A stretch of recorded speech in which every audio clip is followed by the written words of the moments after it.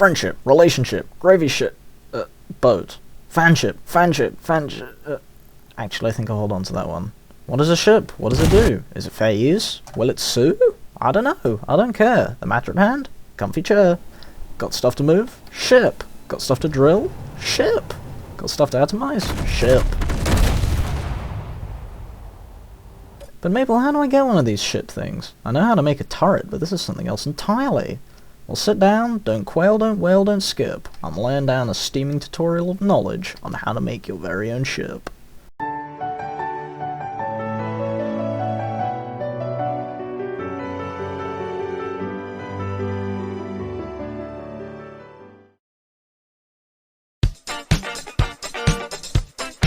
Here we go again. Essential blocks time. 3, 2, 1, go! The first essential block is the control block. This ranges from the classic cockpit all the way to the remote control unit. This block is mandatory with ship systems as it provides full control of all thrusters and gyroscopes, as well as defining which way the front of the ship faces. Next, we have the aforementioned gyroscope. Crave stability in your life? The gyroscope can help. Not only does it keep the ship upright, it also allows you to turn the ship when controlling it. After that, you need a power source block.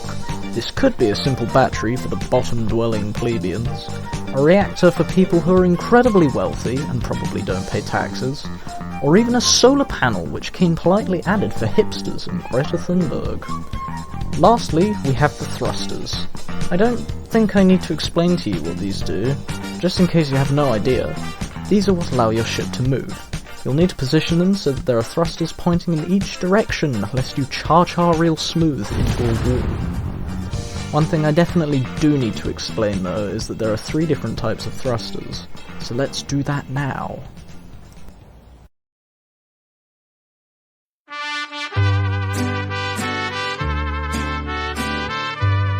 As I previously mentioned, there are 3 different kinds of thruster in Space Engineers: ion, atmospheric, and hydrogen. Ion and atmospheric thrusters are somewhat birds of a feather. Both of these thruster types require a decent power supply in order to function, often demanding heavier volts when fighting the force of their weight. The only thing that sets these 2 thrusters apart is that atmospheric thrusters can only operate in planetary environments, while ion thrusters only work in space, so take this into mind when building your ship. The third type of thruster, and my personal preference, is the hydrogen thruster. This is the only of the 3 types that will function in both environments, and, on top of that, has incredibly little power demand. So Maple, what's the catch? Well, instead of power, this demands something else. Hydrogen. Obviously. Who would have thought? It's not like it's in the bloody name. Because of this, you need to ensure that there are established conveyor connections between the thruster and a full onboard hydrogen tank. Otherwise, you're getting overtaken by stationary objects on your way to the mining site. Some other important things to remember about these first 2 thruster types is that, as they're fully electric, they can just go anywhere on a powered grid, but don't make assumptions about the third. Despite running on hydrogen, you do still need at least a rat's fart worth of volts to get it running. So with all that said and done, let's actually turn this knowledge into building a ship for all you ladies, gents, and everything in between or otherwise.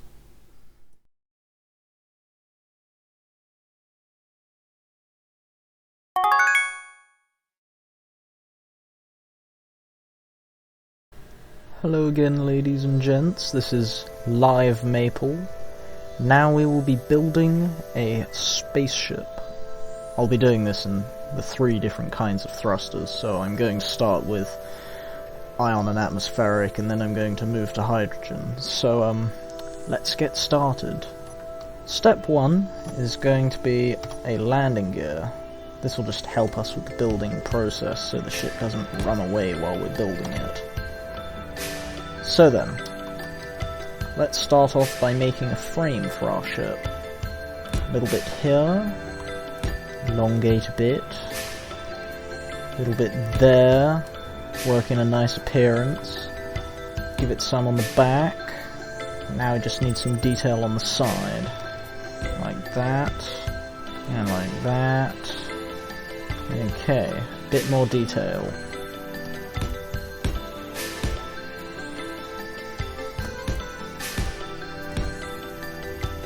Excellent. Now I just need to do it on the other side.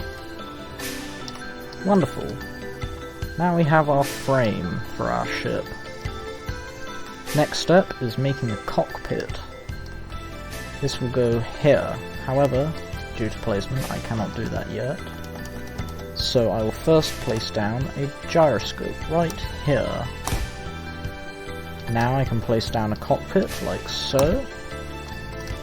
So now that's 2 out of 4 essential components. Next step, battery. Done. Lastly, we need thrusters to finish this off. We'll be using atmospheric thrusters first, so let's make some holes here, and here, and these will be our upwards thrusters.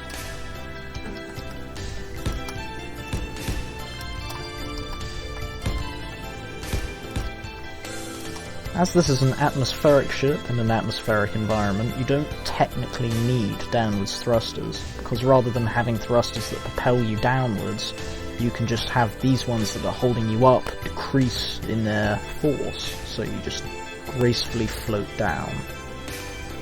Now we need ones for forward, backwards, left and right. Forwards and backwards. Now we just need left and right. Right, left.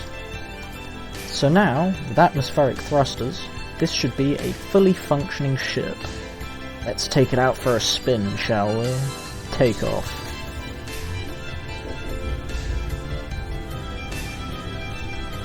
Handles well. Maybe more than one gyroscope. Do a bit of a barrel roll. Goes up fine. Moves forward fine. Let's test the braking.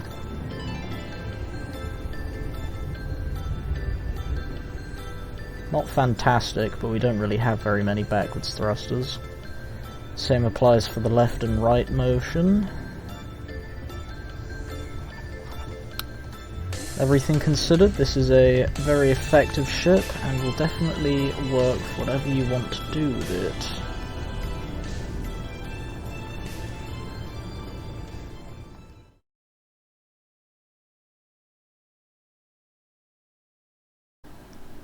Now that we've made a ship with atmospheric thrusters, it's time to make one with ion thrusters. But how am I going to get to space?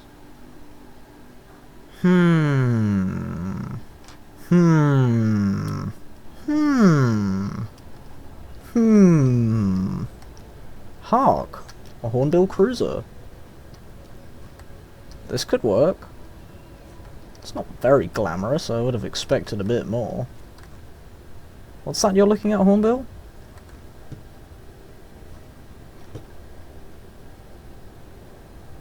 Oh, that'll do. And here we are. Thank you, Hornbill. It's time to lift off. It's time to go where no man has ever gone before. It's time to go to space. It's working. It's working. It's working. I'm going up. It's time to go to space. 90-degree angle. Align.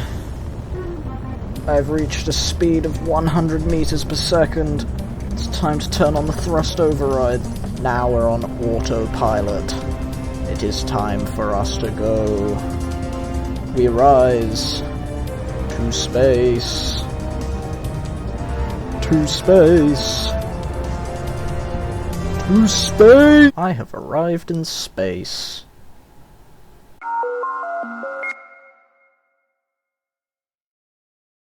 Hark and behold, the orbital construction platform. So now, let's go through the process. Step 1. The frame.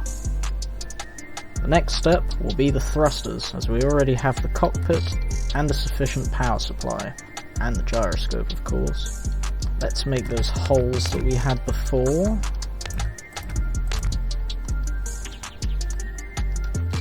And let's make these some downward thrusters.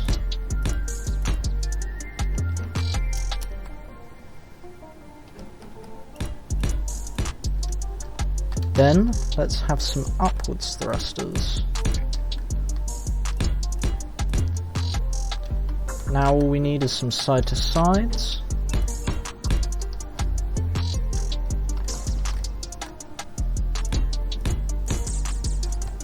Now we just need forwards and backwards. I'm feeling like some power, so let's delete these. And get some large thrusters.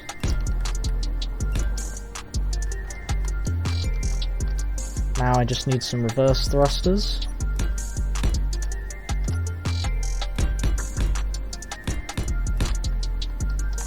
And we're all set. Let's try her out.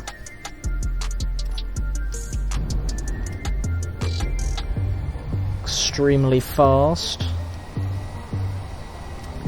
Incredibly maneuverable, very agile. I'd say that the braking is below average. Overall, it's a great ship. Now, let's get on to the more complicated one, hydrogen thrusters.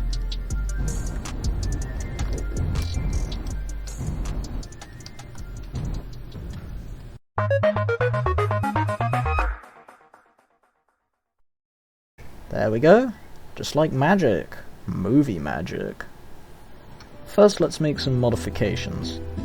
We don't need nearly so much power, so I'm going to take this out, and I'm going to widen this gap and replace it with a hydrogen tank right there. Very good. Next, I'm going to put a hydrogen thruster on the back, nice and large. Then, I'm going to get some hydrogen thrusters on the sides, like this. One on top, one on bottom. And then if I get some conveyors sticking out from the sides here,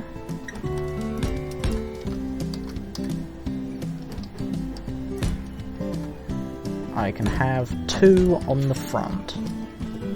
But alas, we're missing something. Can you guess what? That's right, we're missing power. As it's hydrogen thrusters, we can just use small batteries, and that should sufficiently power the entire thing. But there's another problem with this ship. That's right, we're not connected to these thrusters here. So, a way you could edit this is to remove these, and instead build that into this by putting that there, and then having the thrusters there, there, and there. We now have our hydrogen-powered ship. Let's see how well it handles. Takeoff. Upwards thrust is not ideal. However, that's due to us only having one thruster. Let's fix that. We now have 3 thrusters. Let's try again. Upwards thrust is far more acceptable. Downwards thrust is fine. Now let's see how fast it moves. Very fast. Braking. Perfectly acceptable. Side to side. Quite sufficient. Spins very well. Backwards good, forwards good. Overall ship rating? 9 out of 10.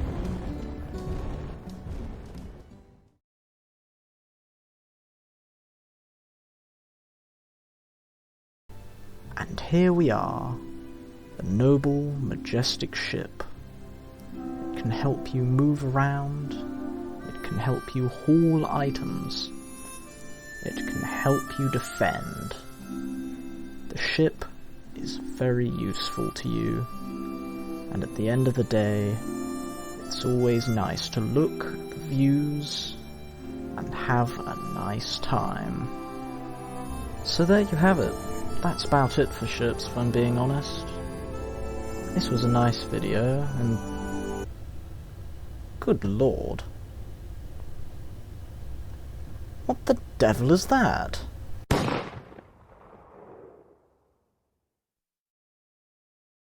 Why, it appears to be our ship from earlier, but it seems a little different. What's this all about? Goodness me, it doesn't seem very happy to see me. Hello creator, I am disappointed that you have not made any progress towards episode 2 of your survival series with Blue, and I have come to destroy you. Oh no, that sounds like a declaration of war. But it's okay. And you want to know why? It's okay because I, like most people would, had the common sense to bring along with me a G4 Dagger fighter ship. This should be a simple task. Oh my, here we go. Target the opponent. Get a reasonable distance. Oh no, they're shooting at me. Return fire. They're sustaining heavy damage. Evasive maneuvers. This is it, the final blow. Good lord, they survived. I have no choice. I need to ram them. And that's a brand new tutorial on how to wreck a G4 Dagger fighter ship. But, on the bright side, I did take down the aggressor. Well, next.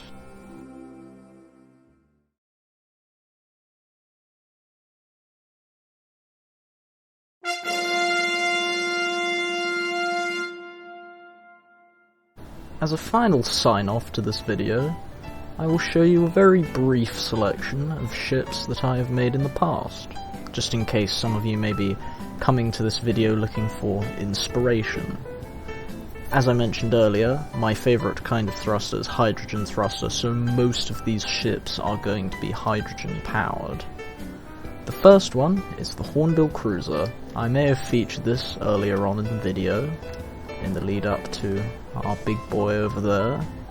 Don't worry, I'll show you that one if you want to, just say so in the comments.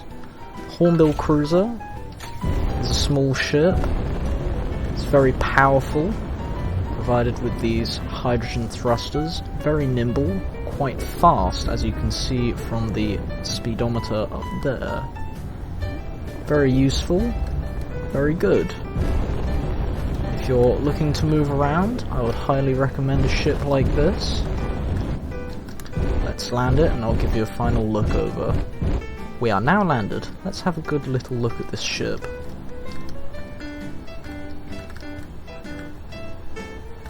That's a very brief look at the Hornbill, just in case you wanted to make that.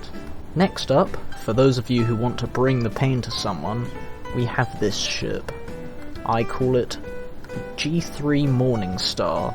It's the predecessor to the G4 Dagger and is a little heavier in terms of firepower. Once again, it's very maneuverable, very fast, and also has a lot of weaponry. Those of you who want to lay down some punishment on those you don't like. For those of you who are thinking to make a ship like the G3 Morningstar, there is a very brief look over.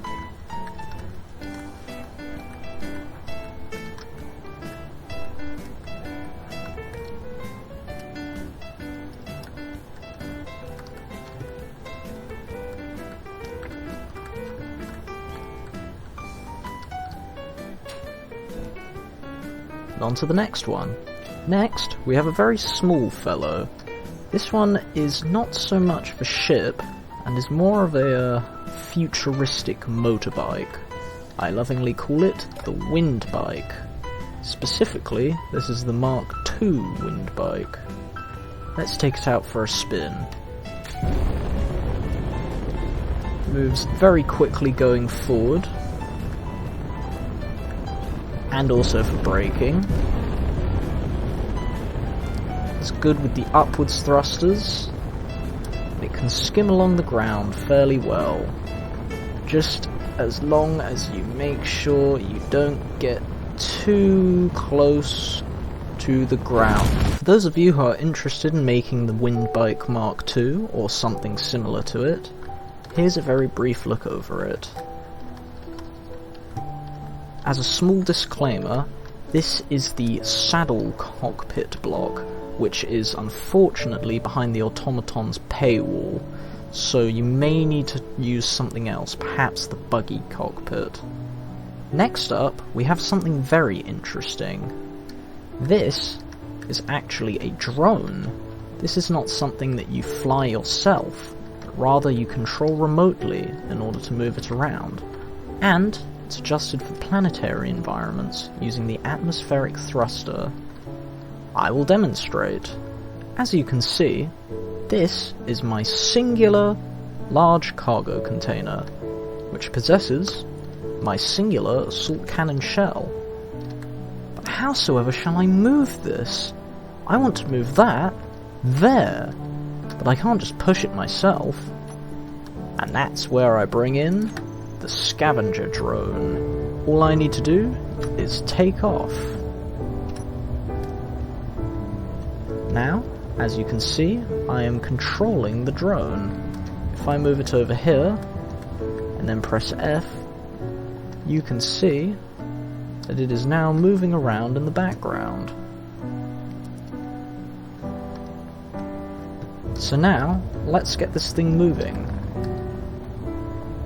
Let's hover over it, and use this camera to make sure that we are. Then I just need to press this button.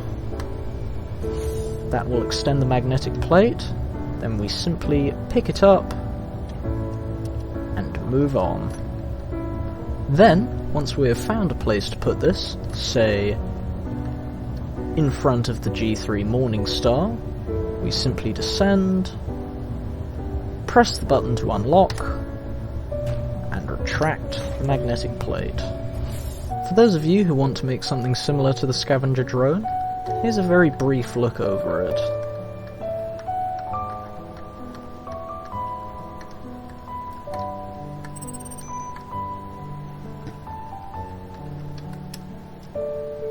Last in this collection, I'm featuring this ship, which I call the Stalwart Lightweight.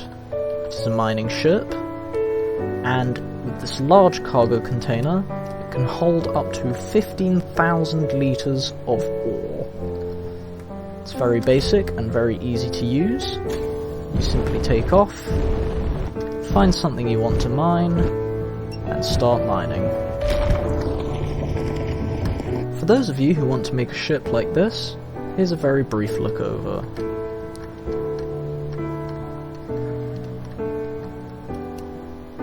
An important notice about mining ship is that this game also simulates weight in cargo containers. That means you need to be careful how much you mine in a planetary environment, because if you mine too much, your ship is simply going to fall out of the sky. You don't really need to worry about this in outer space, but just make sure when you're down there on your settlement.